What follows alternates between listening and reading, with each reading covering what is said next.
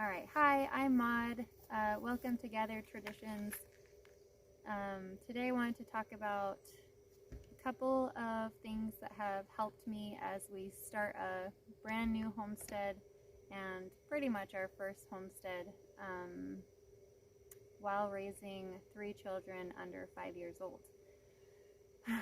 So it's a lot. It's a lot to do, and there have been a couple of things that I have really loved that have helped me a lot. One of the things that I rely heavily on is my planner. I'm happy to go into more detail about that, but basically the way my mind works, excuse me, if I don't write it down, it's probably not going to happen. I just can't hold all the things in my brain, so I have to write it down, and I have little categories for everything that I do. There's a chore category for everything on the homestead and everything homemaking, and then a tasks category, which is more like phone calls or like register the vehicle or just like more extra jobs that aren't in my daily routine. And then I have meals. We cook from scratch everything that we eat, and we do that 3 meals a day plus a snack 7 days a week. So I do think a lot about meal prep, and well, I shouldn't say meal prep, I don't formally do that, but my own version, more laid back. And what else? Oh, and I write my grocery list in there, and of course appointments, phone calls, errands, all of that. So that is kind of like where my brain is. If people want to meet up with me, I honestly can't give them an answer until I have that in my hands. So I'm like, yeah, hold on, let me call you back. I gotta grab my planner. Other than that, I think it is so important to have you time as a mama or parent who's running the roost, if you will, ruling the roost, isn't that what they say? So stealing little moments, that's how I like to think of it. I love to steal little moments with myself. I am a pretty good introvert, so alone time is very important to me. And as you can imagine, with 3 little children, ages 9, 10 months, 2 years, and 4 years old, I don't get a whole lot of that.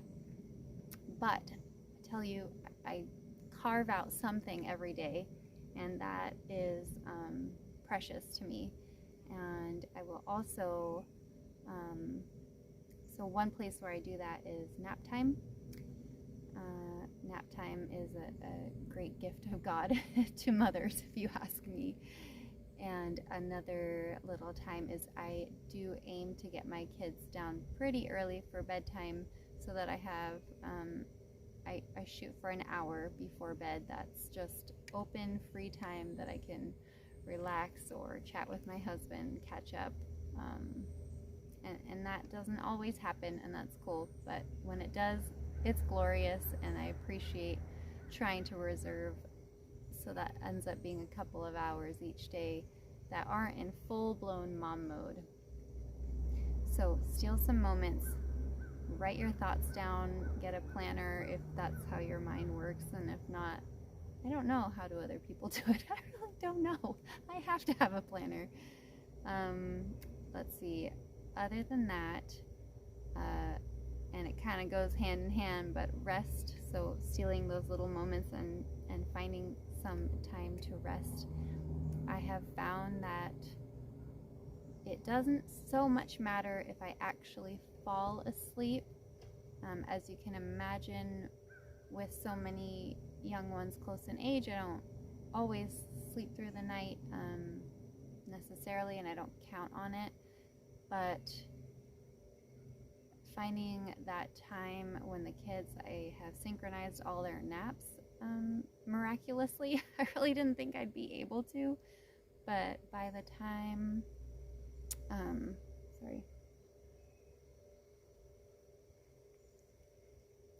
the time I had my second, he was so easy. He was a really easy child. He's still an easy child. He synchronized his naps with my first, and then now my next baby has done really well, amazingly too. So it is possible. I'm not sure if I'm having an unusual experience with that or if that's the norm, but this means that I get nap times often to rest. And what I was saying was that I have found that laying down, getting your feet up, and zoning out, even if you don't fully fall asleep, can be just as rejuvenative and, is that a word? Rejuvenating and healing and calming as an actual nap, if you really let yourself truly fully relax and let go of all of the little mom stressors that linger. They're always there. You have to, at least I have to find a little time every day to turn them off and zone out and let go of all the responsibilities. It can be a little heavy for sure. Another thing is I do really value communicating with my husband. If something is overwhelming, he is the first person I will tell after I have tried all the tools in my toolbox.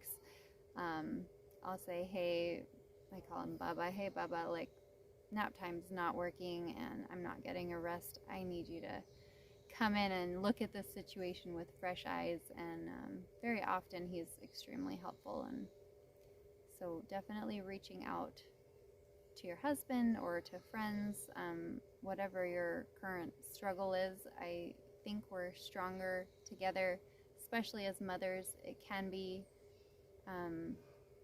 a very alone thing that you're doing if you're a stay-at-home mom many times, or stay-at-home parent. Many times our husbands or other spouses are off working, and it's okay. It's okay to be alone. I actually don't mind it very much. I probably go a little weird and start talking in accents. That happens. If you want to look at that, check out my Instagram. You'll see what happens when I'm alone for days on end. I get a little crazy on there, but that's okay. I think that's all part of the beauty, is just being with your kids and seeing the world through silly eyes and feeling all the feelings of being a mom, and knowing that we were probably designed to do this in a community, a more tight-knit, supported community with other children around, other moms around, that all kind of help pick up the slack. And my biggest tip, it might sound corny, but give yourself love and grace and admiration from any way that you can. Maybe that's lighting a candle just for your own enjoyment every night, or maybe letting yourself really relax and take a bath, or do something that tells your senses and your spirit that it is okay to feel overwhelmed, and to show yourself some grace, and allow yourself to relax in the hardships. That's a hard one. That's like a big life lesson, right? Always trying to figure out how to relax through the hardships. So yeah, those are my big ones. I hope that helps, and let me know in the comments below how you get through life on the homestead with young children. If you have any good tips, I want to hear them. Oh, I have one more bonus one. Baby wearing. I wear my younger baby on my back a lot, and it means I can go about my day with her, and she seems to love it. So I definitely suggest getting some kind of a baby carrier. It doesn't have to be the fancy one. It doesn't have to be the $100 one. There are some $30 ones, or maybe even less, that they work. Maybe they're not perfect, but they will work, and they will carry your baby, and your baby will be happy to be seeing everything that you're doing and seeing the world at your height. I find my daughter is very unfussy if I put her on my back, We actually just went and hiked the Smoky Mountains with my sister, and we did a 4-hour, 4.5 or 5 hour by the time we were done hike. Oh man, it kicked my butt. It was a hard one. It's called Chimney Tops. It's just straight up stair after stair after stair.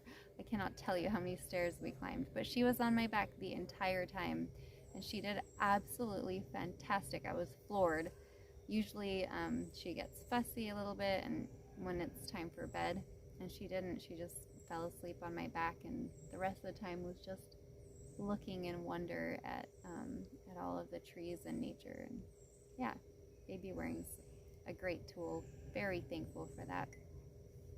So as I said, drop me a line, let me know what you guys do. How do you survive starting a homestead, running your homestead, doing all the things with young babies? Or maybe if you're an experienced mom and you remember those days, what do you remember? What worked for you, what didn't? I want to hear all the things. Okay, thank you guys. Thanks for watching. Bye.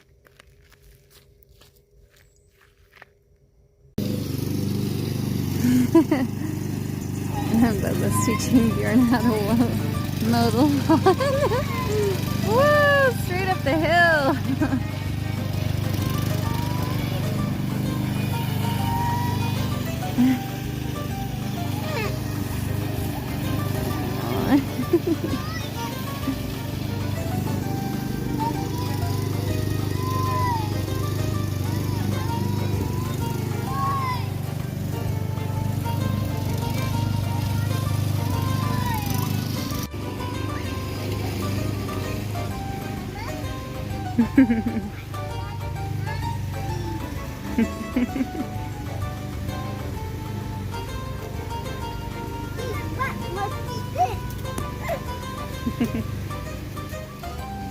What you doing? You climbing? Is this your tree? That's the perfect stump right down there, little bump.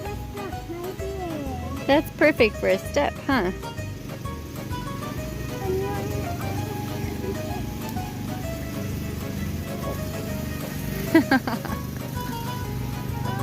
Yeah. Where'd you go? There you are.